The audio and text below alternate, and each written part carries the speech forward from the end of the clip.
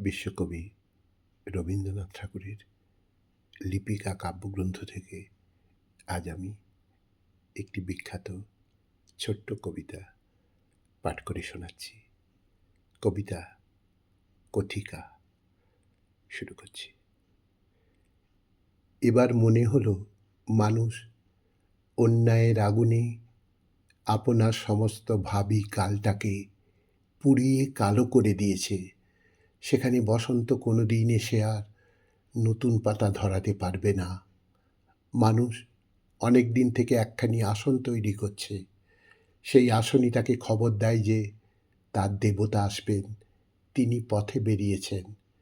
যেদিন উন্মত্ত হয়ে সেই তার অনেক দিনের আসন সে ছিঁড়ে ফেলে, সেদিন তার যজ্ঞস্থলীর ভগ্নবেদী বলে, কিছুই আশা করবার নেই, কেউ আসবে না।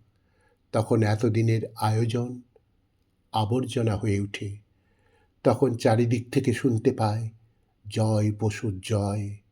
তখন শুনি, আজও যেমন কালও তেমনি।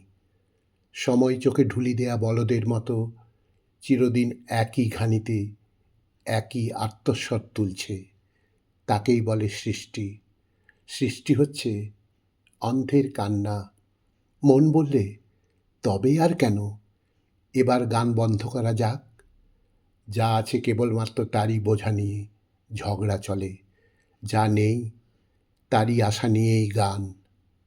শিশুকাল থেকে যে পথের পানে চেয়ে বারে বারে মনে আগমনীর হাওয়া লেগেছে, যে পথ দিগন্তের দিকে কান পেতেছে, এ দেখে বুঝেছিলুম ওপার থেকে রথ বেরোলো।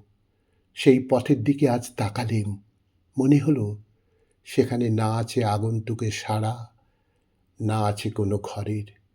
বিনা বললে, দীর্ঘ পথে আমার সুরের সাথী যদি কেউ না থাকে, তবে আমাকে পথের ধারে ফেলে দাও। তখন পথের ধারের দিকে চাইলুম, চমকে উঠে দেখি ধুলোর মধ্যে একটি কাঁটা গাছ, তাতে একটি মাত্র ফুল ফুটেছে। আমি বলে উঠলুম, হায় রে হায়, ওই তো পায়ের চিহ্ন।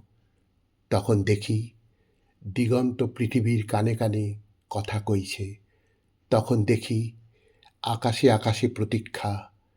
তখন দেখি চাঁদের আলোয় তালগাছের পাতায় পাতায় কাঁপন ধরেছে। বাঁশঝাড়ের ফাঁক দিয়ে দিঘির জলের সঙ্গে চাঁদের চোখে চোখে ইশারা। পথ বললে, ভয় নেই। আমার বীণা বললে, সুর লাগাও। আমার বীণা বললে, সুর লাগাও।